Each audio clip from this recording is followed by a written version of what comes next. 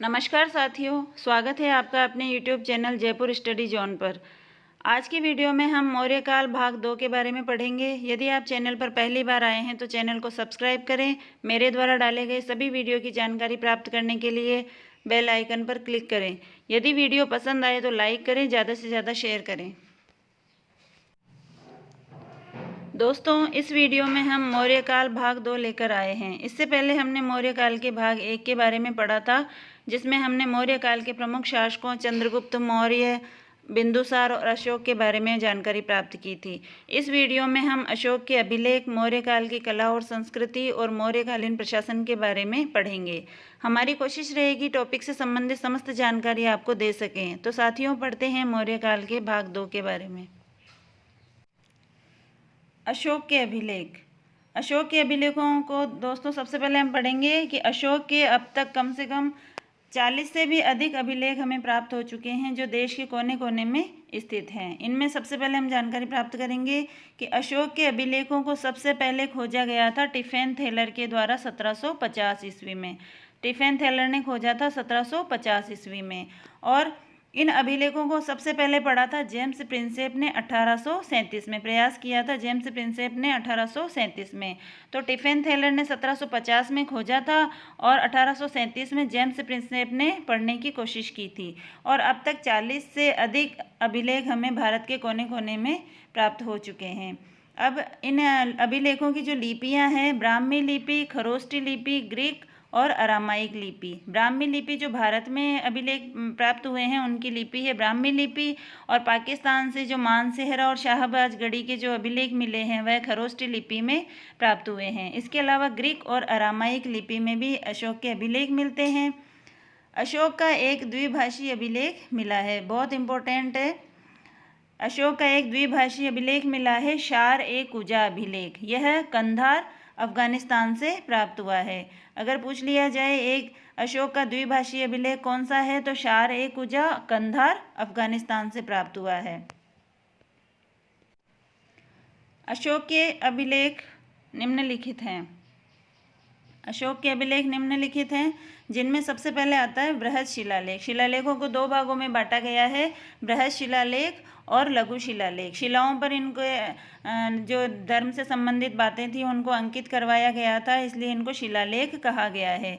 ये अशोक के धम्म से संबंधित है। इनकी संख्या 14 है। बृहद शिलालेखों की संख्या कितनी है? 14, और ये 8 स्थानों से प्राप्त हुए हैं।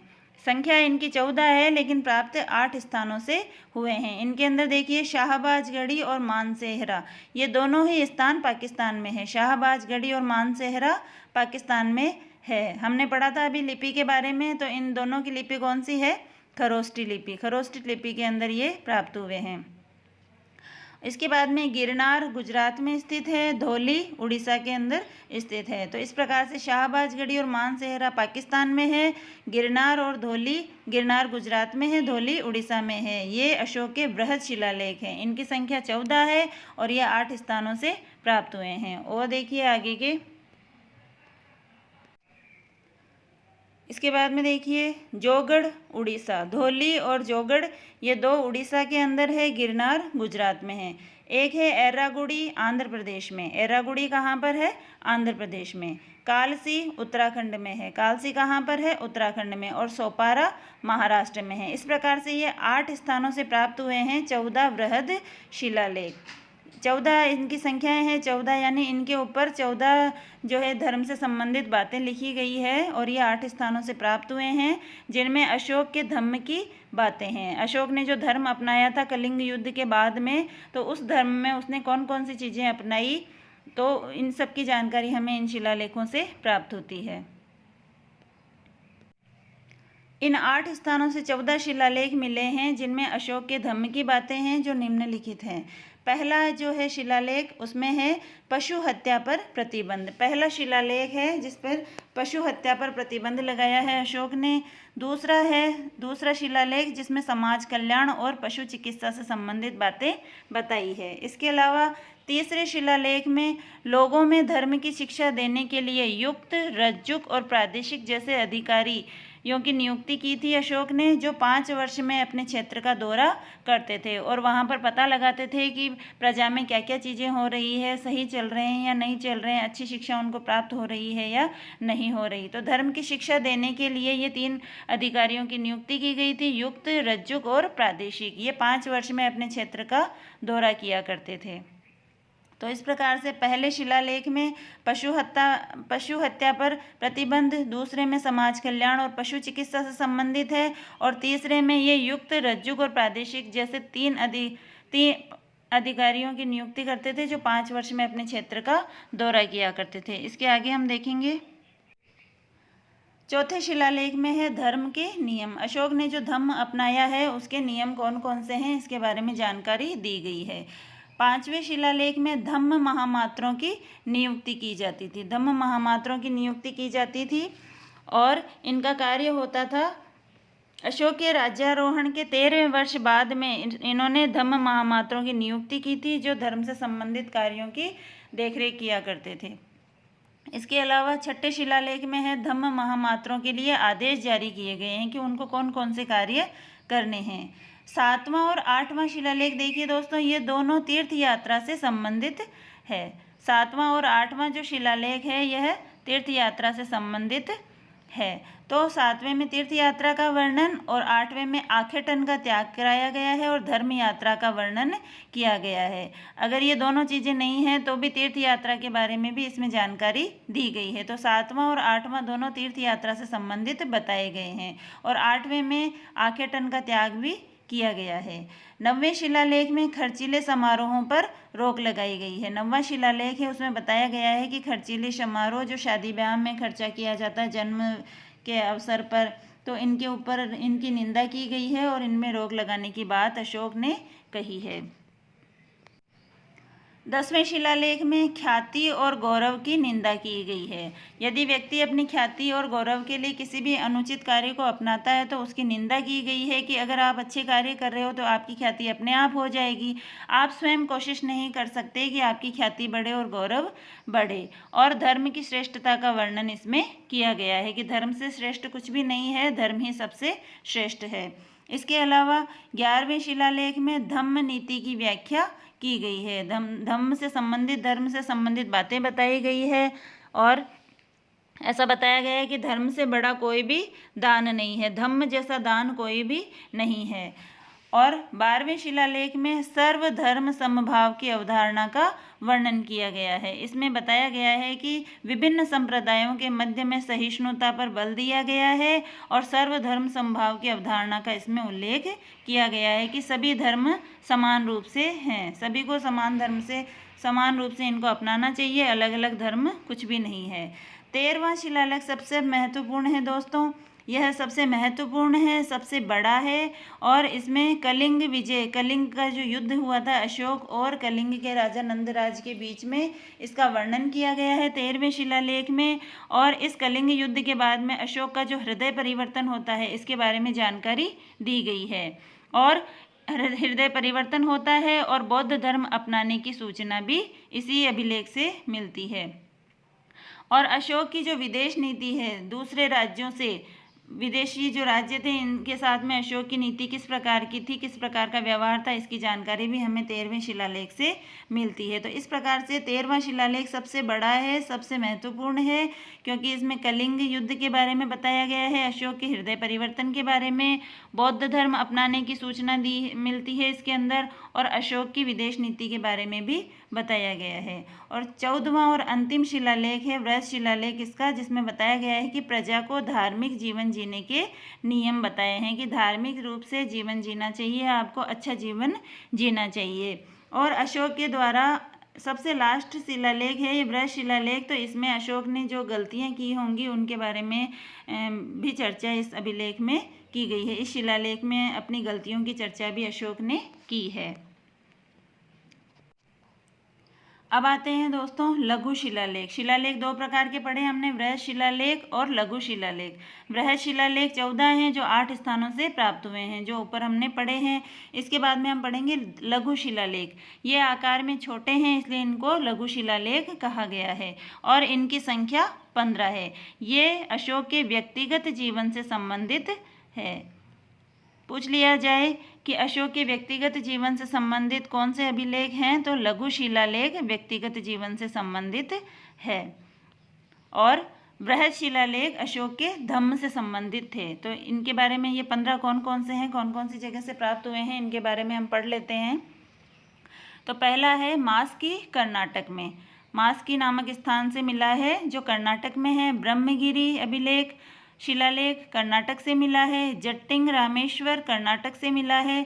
सिद्धपुर कर्नाटक से मिला है और गोवीमठ कर्नाटक से, और पालकी गुंडू कर्नाटक से, नेतुर भी कर्नाटक से। तो देखिए दोस्तों 7 हैं, ये सातों के सातों कर्नाटक से मिले हैं। मास्की, ब्रह्मगिरी, जट्टिंग रामेश्वर, सिद्धपुर, गोवीमठ, पालकी गुंडू और नेतुर। इस प्रकार से ये 7 अभिलेख हैं। आगे वाले अभिलेख और देख लेते हैं अपन। 7 ऊपर हम पढ़ चुके हैं। 8वां है अहरोरा। अहरोरा उत्तर प्रदेश में है। अहरोरा से जो लघु शिलालेख मिला है वह उत्तर प्रदेश में है। सासाराम बिहार में है। बैराठ राजस्थान में है। एर्रागुड़ी आंध्र प्रदेश में है। राजुल मंडगिरी आंध्र प्रदेश में है और गुर्जरा एमपी में है। रूपनाथ मध्य प्रदेश एमपी और सारोमारो एमपी। ये 3 जो हैं मध्य प्रदेश में हैं, ये 2 आंध्र प्रदेश में हैं, एक राजस्थान में है, एक बिहार में है और एक उत्तर प्रदेश में है। इसके अलावा 7 जो हैं लघु शिलालेख ये कर्नाटक से मिले हैं। तो इस प्रकार से इनकी संख्या है 15। तो इस प्रकार से दोस्तों ये 15 लघु शिलालेख हमने पढ़े हैं। जगह पूछ ली जाती है कि कौन से स्थान से लघु शिलालेख प्राप्त हुआ है, कौन से जगह से वृहद शिलालेख प्राप्त हुआ है। तो ये इनके व्यक्तिगत जीवन से संबंधित थे लघु शिलालेख, जिनके बारे में हमने जानकारी प्राप्त की है। इसके बाद में हम पढ़ेंगे स्तंभ लेख। स्तंभ लेख भी 2 प्रकार के हैं दोस्तों, वृहद स्तंभ लेख और लघु स्तंभ लेख। तो ये वृहद स्तंभ लेख हैं, ये 7 हैं और इनके बारे में हम पढ़ते हैं कि ये पहला है जो दिल्ली टोपरा और दूसरा है दिल्ली मेरठ।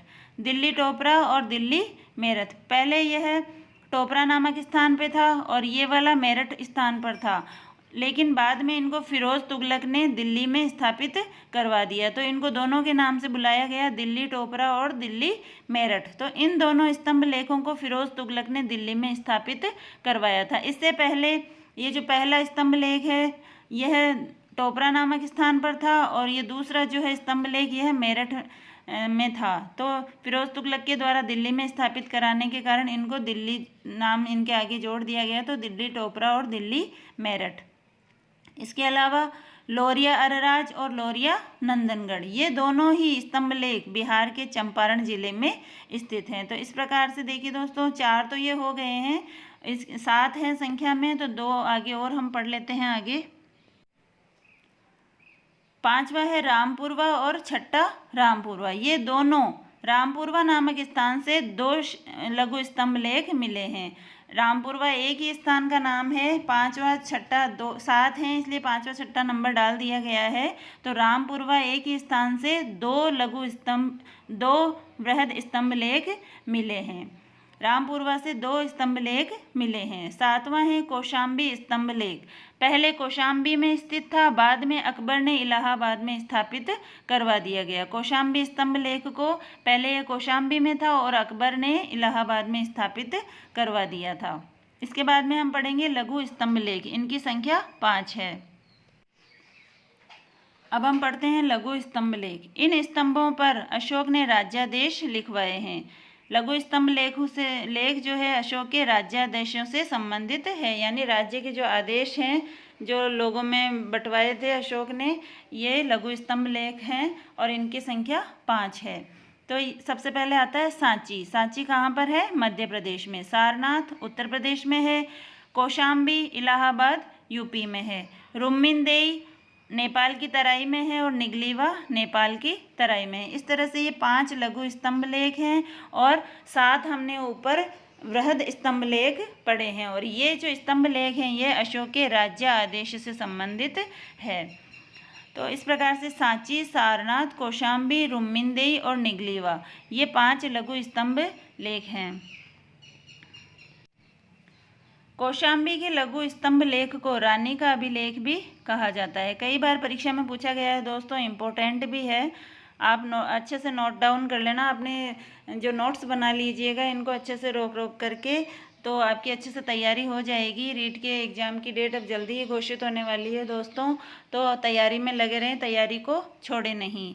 तो आगे हम पढ़ते हैं। कौशाम्बी के लघु स्तंभ लेख को रानी का अभिलेख भी कहा गया है क्योंकि इसमें अशोक की रानी कारुवाकी के दान का उल्लेख है। क्योंकि इसमें अशोक की रानी कारुवाकी के दान का उल्लेख है, इसलिए कौशाम्बी के लघु स्तंभ लेख को रानी का अभिलेख भी कहा जाता है।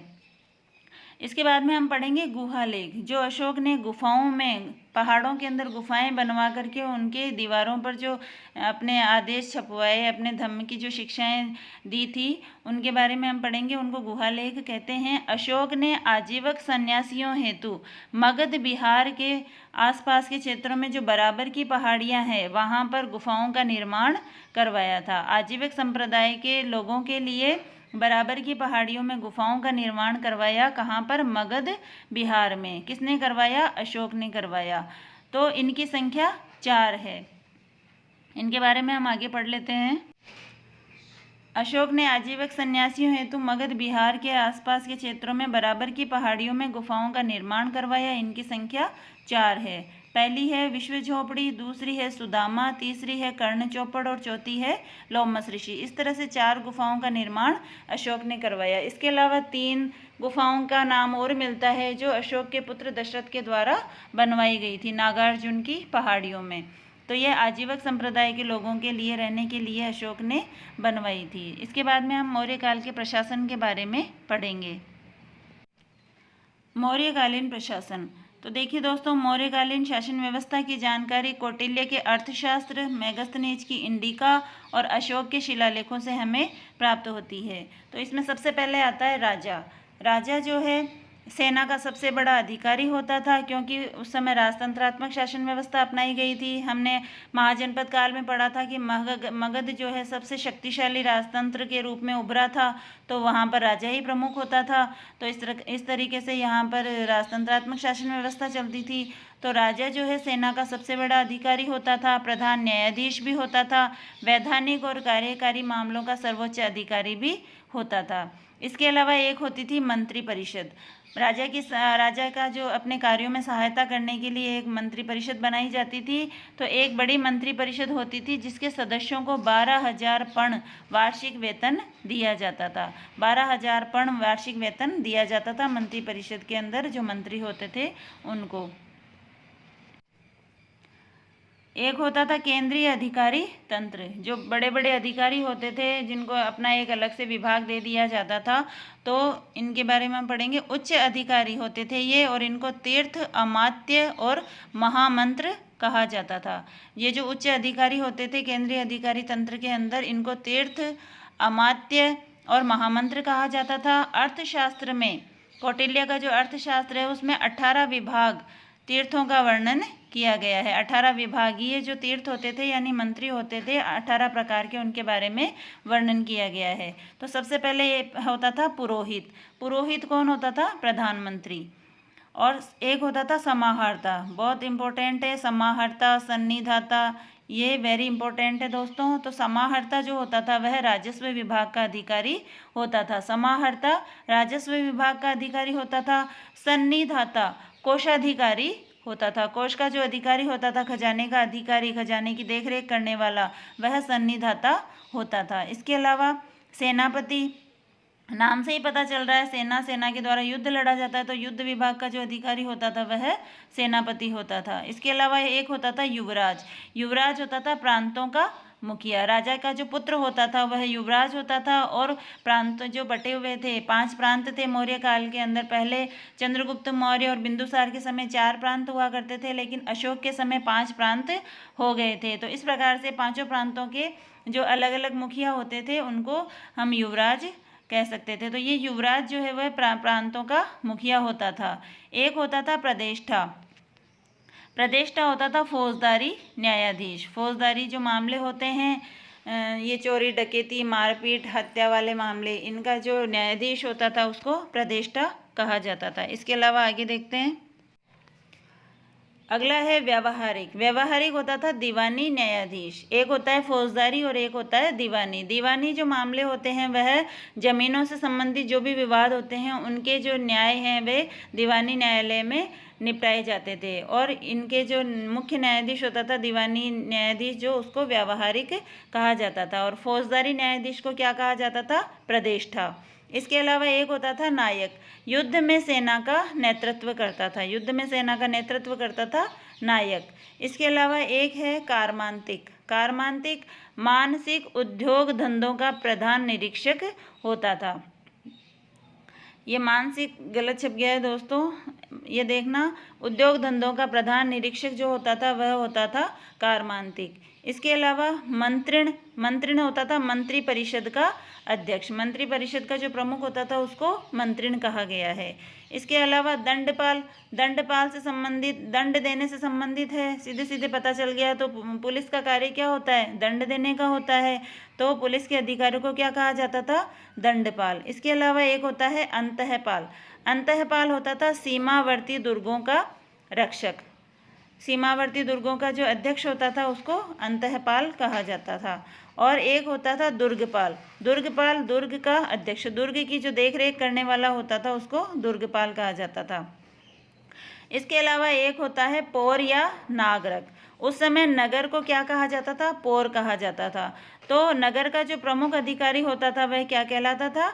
नागरक कहलाता था। नागरक नगर का अधिकारी नागरक कहलाता था। इसके अलावा आगे देखते हैं। एक होता था दोस्तों दोवारिक। दोवारिक राजमहलों की देखभाल करने वाला। दोवारिक कहते थे राजमहलों की देखभाल करने वाले को। एक होता था अंतर्वैदिक। अंतर्वैदिक होता था अंतःपुर का अध्यक्ष। रानियों के जो महल होते थे उनकी देखभाल करने वाले, उनके अध्यक्ष को क्या कहा जाता था? अंतर्वैदिक। इसके अलावा एक होता था आठविक। आठविक होता था वन विभाग का अध्यक्ष। आठविक होता था वन विभाग का अध्यक्ष। इसके अलावा एक और है प्रशास्ता। इम्पोर्टेंट है। प्रशास्ता राजकीय कागजातों को सुरक्षित रखने वाला, लेखों से संबंधित जो कार्य करने का काम करता था वो होता था प्रशास्ता। इसके अलावा हम पढ़ेंगे दोस्तों अब प्रांतीय प्रशासन।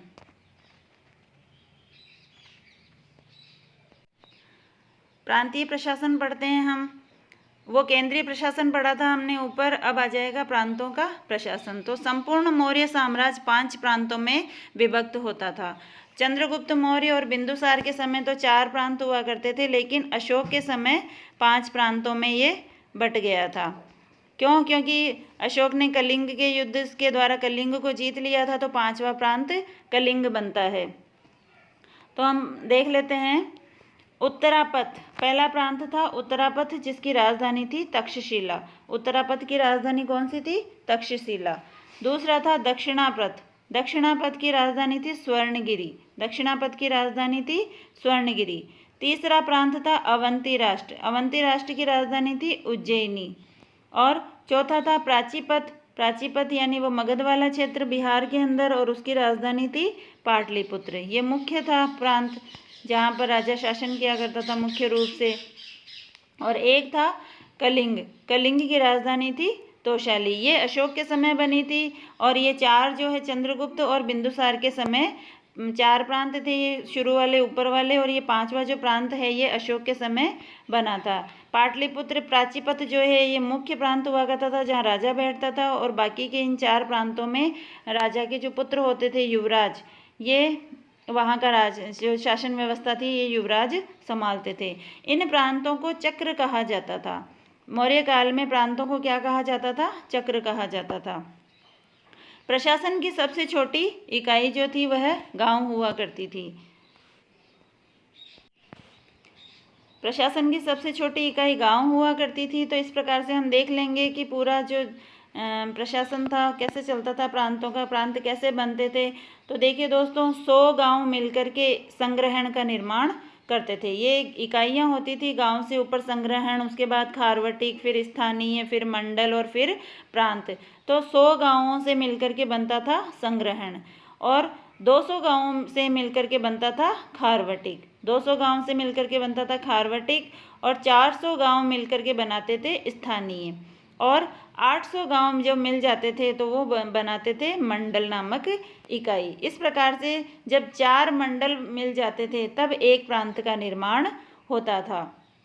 तो एक मंडल यानी एक मंडल में 800 गांव होते थे तो 4 मंडल हो गए। तो इस प्रकार से 4 मंडल मिलकर के एक प्रांत का निर्माण किया करते थे।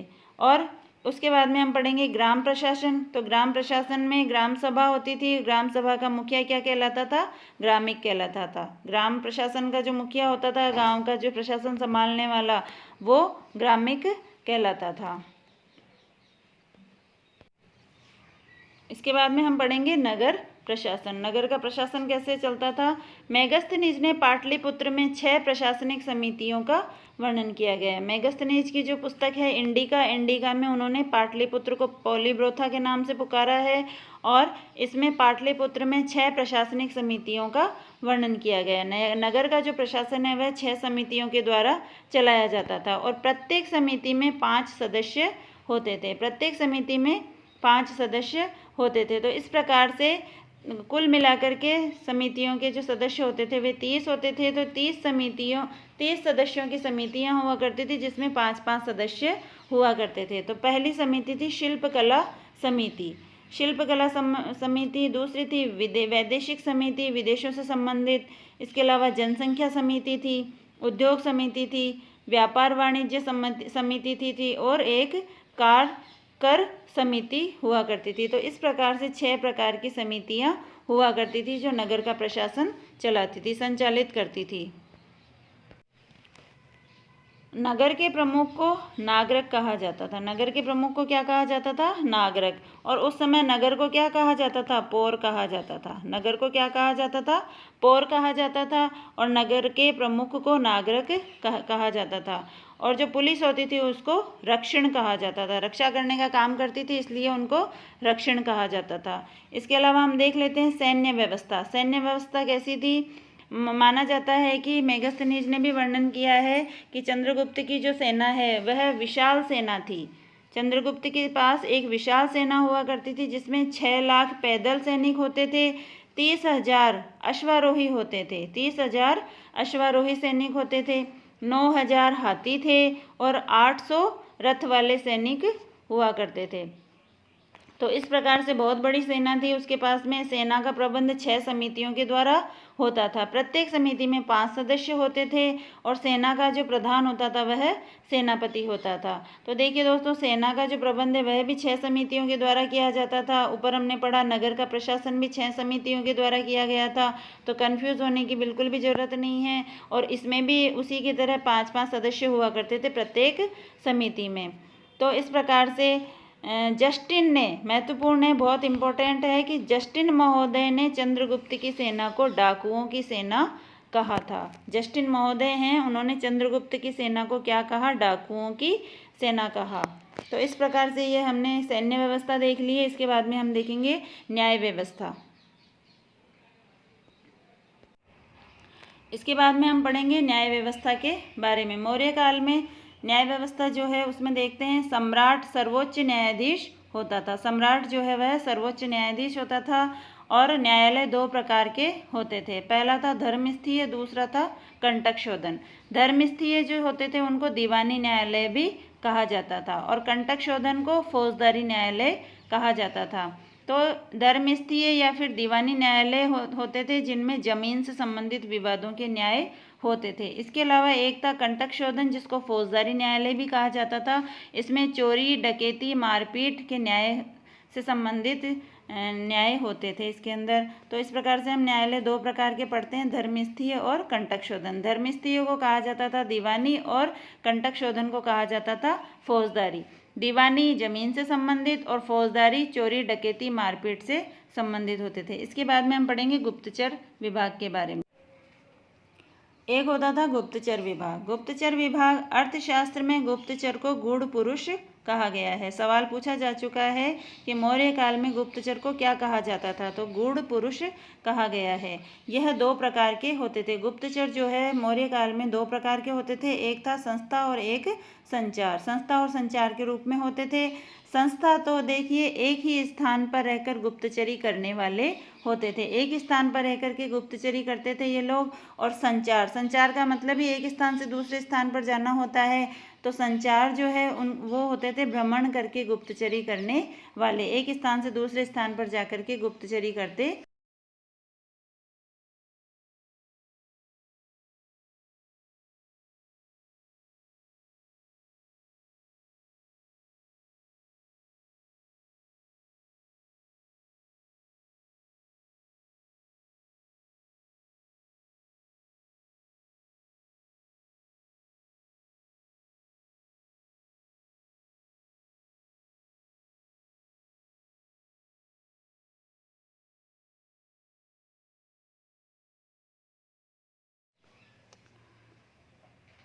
मौर्य काल में कृषि की भूमि को सीता कहा जाता था। कृषि करने वाली जो भूमि होती थी उसको सीता कहा जाता था, और उसके अध्यक्ष को क्या कहा जाता था, सीताध्यक्ष कहा जाता था। इसके अलावा कौन कौन से कर लिए जाते थे मौर्य काल में, उनके बारे में पढ़ते हैं। सिंचाई कर, जल कर, भवन कर, सीमा शुल्क, चुंगी कर, बिक्री कर और आर्थिक जुर्माने आदि इस प्रकार के कर उस समय लिए जाते थे।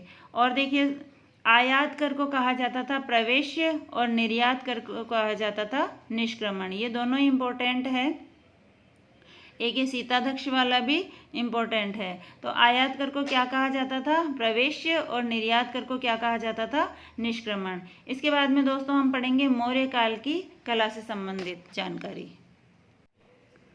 मौर्यकालीन कला और संस्कृति के बारे में पढ़ेंगे हम। इनमें सबसे पहले आते थे राजप्रासाद, जो महल होते थे उनके बारे में।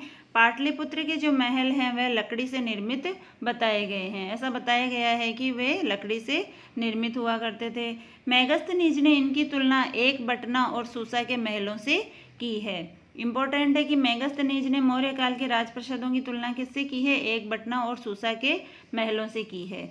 फाहियान कहते हैं कि मौर्य काल के महल देवताओं द्वारा निर्मित थे। फाहियान के अनुसार जो मौर्य काल के महल हैं वह देवताओं द्वारा निर्मित होते थे। दोनों ही सवाल इम्पोर्टेंट है, और ये पूछ लिया जाए कि पाटलिपुत्र के महल लकड़ी से निर्मित होते थे। इसके बाद में हम पढ़ेंगे स्तंभ के बारे में।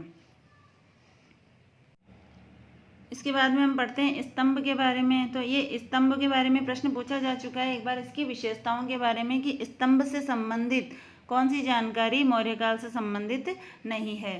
तो इनमें एकाश्मक, चमकीली पॉलिश युक्त और चुनार के बलुआ पत्थरों से निर्मित होते थे। स्तंभ कैसे होते थे, एकाश्मक होते थे, चमकीली पॉलिश युक्त होते थे और चुनार के बलुआ पत्थरों से निर्मित होते थे। प्रत्येक स्तंभ के 4 भाग होते थे। सॉरी दोस्तों, यहाँ पर ये 4 गलत हो गया है, 5 भाग होते थे प्रत्येक स्तंभ के। तो इनमें सबसे पहले हम पढ़ेंगे कि यष्टि, उसके बाद में अधोमुखी कमल, तीसरा था फलक, चौथा है पशु आकृति और 5वां था चक्र। 5वां क्या था, चक्र था। 5वें नंबर पर आ जाएगा चक्र। तो इसकी आकृति कैसे बनती थी दोस्तों, ये सबसे पहले यष्टि यानी नीचे का तना होता था यष्टि। उसके बाद में अधोमुखी जो कमल होता था, उल्टा कमल बना दिया जाता था इसके ऊपर। इसके बाद में ये फलक बना दिया जाता था, यानी इसको चौकी भी कह सकते हैं। और इस चौकी के ऊपर पशु आकृति अंकित होती थी। जो भी पशु बना दी जाती थी, जैसे सारनाथ के जो स्तंभ के ऊपर 4 शेर हैं, तो चारों अपनी पीठ से जुड़े हुए हैं, इस प्रकार से 4 शेर हैं। और इन पशु आकृति के ऊपर एक चक्र बना हुआ है जिनके अंदर 24 तीलियां बनी हुई है। तो इस प्रकार से ये स्तंभ बनाए गए हैं। इन स्तंभों में हम पढ़ लेते हैं। एक है सारनाथ का मुख्य इम्पोर्टेंट जो है स्तंभ, वह है सारनाथ का स्तंभ। ये इस स्तंभ पर 4 शेर अंकित हैं, 4 शेर अंकित। सभी की आकृति एक जैसी है, बस इनमें पशुओं की जो आकृतियां हैं वह चेंज की हुई है, अलग अलग है। अलग अलग स्तंभ पर अलग अलग पशु आकृति अंकित है। तो इनके बारे में हम देख लेते हैं। सारनाथ पर 4 शेर स्थित हैं। इसके अलावा रामपुरवा का जो स्तंभ है उसके ऊपर एक बैल बना हुआ है। इसके आगे हम पढ़ते हैं। सारनाथ के स्तंभ पर 4 शेर हैं, रामपुरवा स्तंभ पर 1 बैल बना हुआ है, लौरिया नंदनगढ़ स्तंभ पर 1 शेर बना हुआ है। तो इस तरह से दोस्तों हम स्तंभ के बारे में जानकारी प्राप्त करते हैं। और ये जो सारनाथ का स्तंभ है यह बहुत इम्पोर्टेंट है। और देख लेते हैं हम आगे स्तूप के बारे में जानकारी। स्तूप जो है इनको चैत्य भी कहा गया है, क्योंकि ये चिताओं के ऊपर बना, चिताओं से जो इनकी अस्थियां प्राप्त होती थी तो चिता से क्या बन गया है, चैत्य। तो स्तूपों को हम चैत्य भी कह सकते थे। बौद्ध परंपरा के अनुसार अशोक के 84,000 स्तूप थे। अशोक के जो 84,000 स्तूप हैं बौद्ध परंपरा के अनुसार, इनमें बौद्ध भिक्षुकों की जो अस्थियां हैं उनके ऊपर ही ये स्तूप बनाए गए हैं। इस तरह से गोलाकार आकृति के अंदर ये स्तूप बनाए जाते थे और इसके चारों तरफ एक प्रदक्षिणा पथ भी बनाया जाता था। तो ये दोस्तों मौर्य काल में तो लकड़ी का बना हुआ होता था, लेकिन शुंग काल के अंदर, मौर्य काल के बाद में आता है शुंग वंश, उस समय यह पत्थर का भी बना दिया गया था। तो ये इस तरह से स्तूप बनाया जाता था और इसके अंदर इस जगह पर भिक्षुकों की जो है अस्थियां रखी जाती थी। तो इनमें जो सबसे इम्पोर्टेंट है, महत्वपूर्ण जो स्तूप है वह है सांची का स्तूप।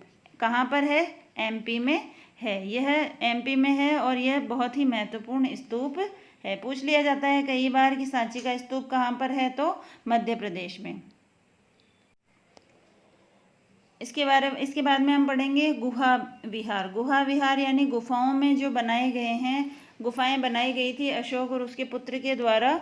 तो ये हम पढ़ लेते हैं। बराबर की पहाड़ियों और नागार्जुन की पहाड़ियाँ, ये दोनों ही बिहार में स्थित है और इन पहाड़ियों को ही काट करके अशोक ने तो 4 और उसके पुत्र दशरथ ने 3 गुफाओं का निर्माण करवाया था, जिनके नाम हैं, ये पढ़ लेते हैं हम। अशोक के द्वारा निर्मित हैं 4 गुफाएं, जिनमें है पहली कर्ण चौपड़, दूसरी विश्व झोंपड़ी, तीसरी है सुदामा और चौथी है लोमश ऋषि। तो इस प्रकार से इन 4 गुफाओं का निर्माण जो है आजीवकों के लिए करवाया था इन्होंने।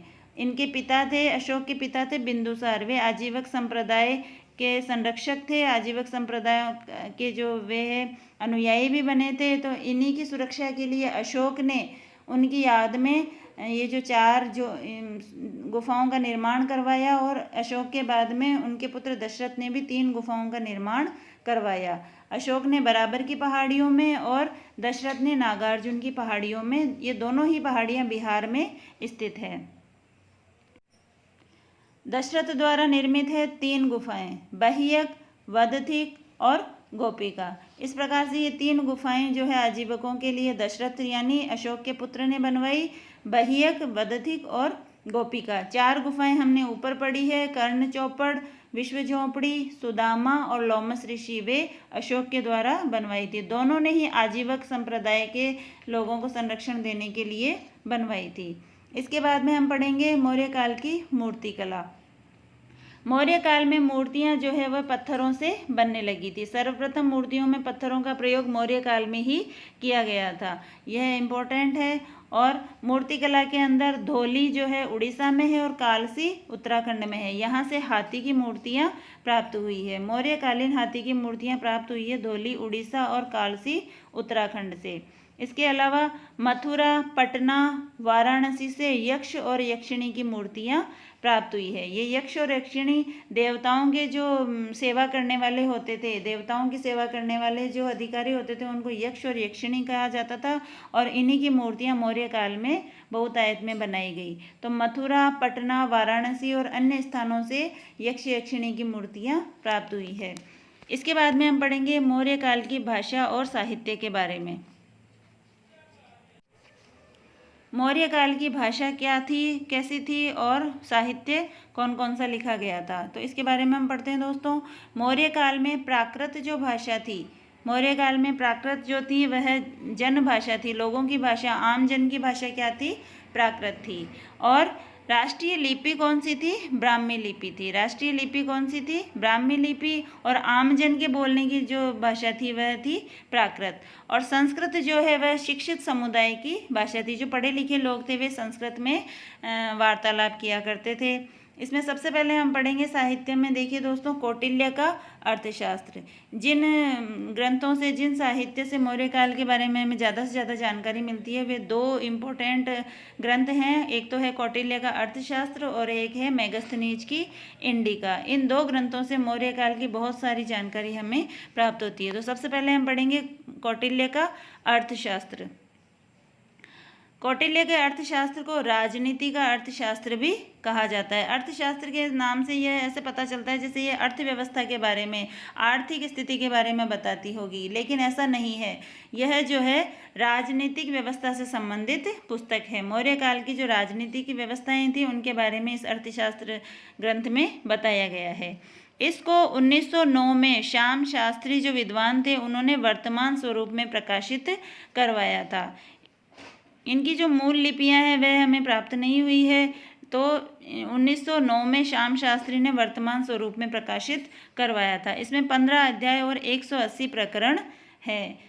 कौटिल्य की जो अर्थशास्त्र है उसमें 15 अध्याय हैं और 180 प्रकरण हैं। इस ग्रंथ में श्लोकों की संख्या जो है 4000 बताई गई है। 4000 श्लोक हैं, 15 अध्याय हैं और 180 प्रकरण हैं। कौटिल्य ने राज्य के 7 अंग बताए हैं। अर्थशास्त्र में कौटिल्य ने राज्य के 7 अंग बताए हैं जो राज्य को अच्छी तरह से चलाने में सहायक होते थे।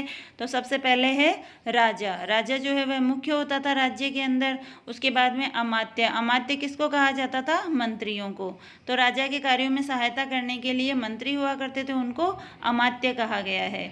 अमात्य के बाद में आता है जनपद, जहाँ पर राजा और उसकी जनता रहा करती थी। जिस भूभाग में उसको हम जनपद कहते हैं। इसके अलावा जो है दुर्ग। दुर्ग जो होता था उसमें राजा रहा करता था। उसके अलावा कोश। कोश मतलब होता है खजाना।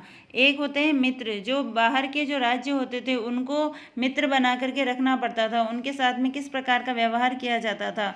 तो पड़ोसी जो राज्य होते थे उनके साथ में मित्रता का व्यवहार किया जाता था। तो मित्र भी आवश्यक होते हैं राज्य के लिए, और इसके अलावा राज्य की रक्षा करने के लिए सेना की भी आवश्यकता पड़ती है। तो इस प्रकार से ये राज्य के 7 अंग बताए हैं कौटिल्य ने।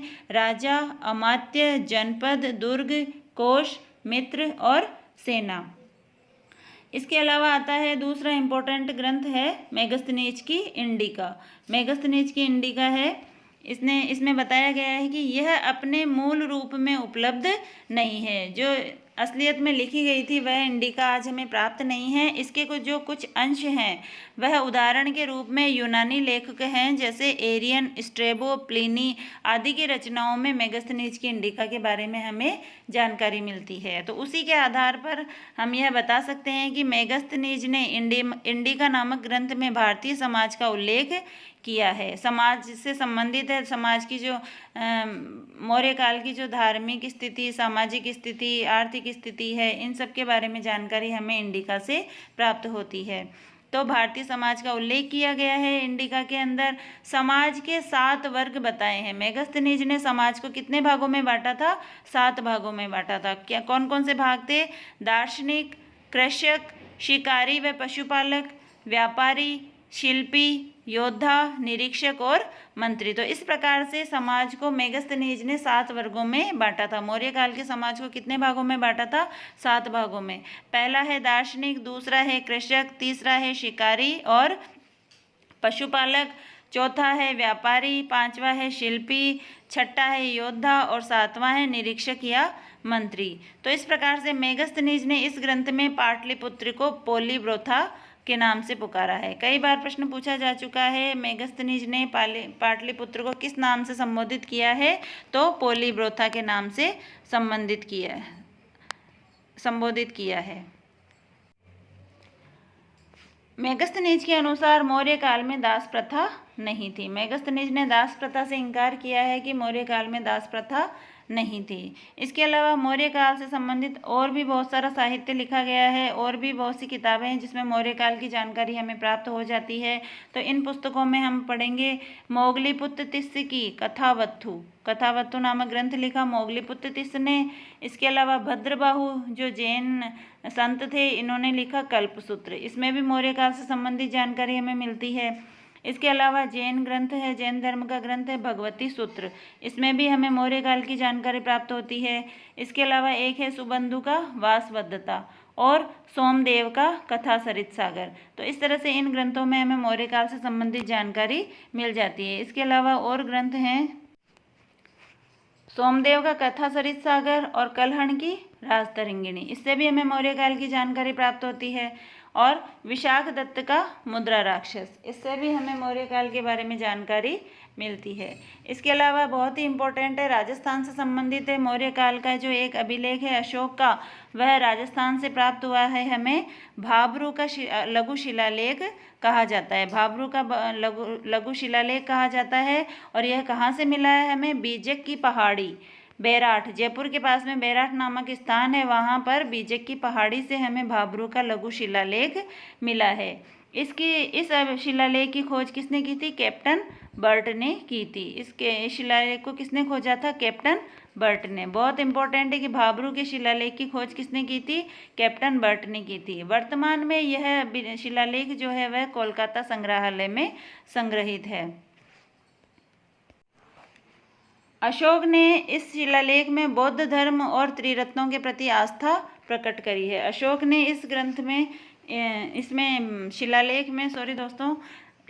में बौद्ध धर्म और त्रिरत्नों के प्रति आस्था प्रकट करी है। तो इस प्रकार से यह बहुत इंपॉर्टेंट है कि राजस्थान से अशोक का जो शिलालेख मिला है वह कहाँ से प्राप्त हुआ है? तो भाबरू का शिलालेख है, बैराठ की पहाड़ी, बैराठ में बीजक की पहाड़ी है और जयपुर में यह स्थित है। तो इससे हमें प्राप्त होता है और अशोक ने इसमें बौद्ध धर्म और त्रिरत्नों के प्रति आस्था प्रकट की है। इसके अलावा एक और बहुत इम्पोर्टेंट है, रुद्रदामन का जो जूनागढ़ अभिलेख है उसमें उल्लेख मिलता है कि सौराष्ट्र क्षेत्र में चंद्रगुप्त मौर्य ने पुष्यगुप्त वैश्य को राज्यपाल नियुक्त किया था। सौराष्ट्र यानी गुजरात का क्षेत्र आ गया है, वहाँ पर उन्होंने पुष्यगुप्त वैश्य नामक एक आदमी को राज्यपाल के पद पर नियुक्त किया था, जिसने कृषकों को सिंचाई सुविधा देने के लिए एक सुदर्शन झील का निर्माण करवाया था। बहुत इम्पोर्टेंट है कि सुदर्शन झील का निर्माण किसने करवाया था?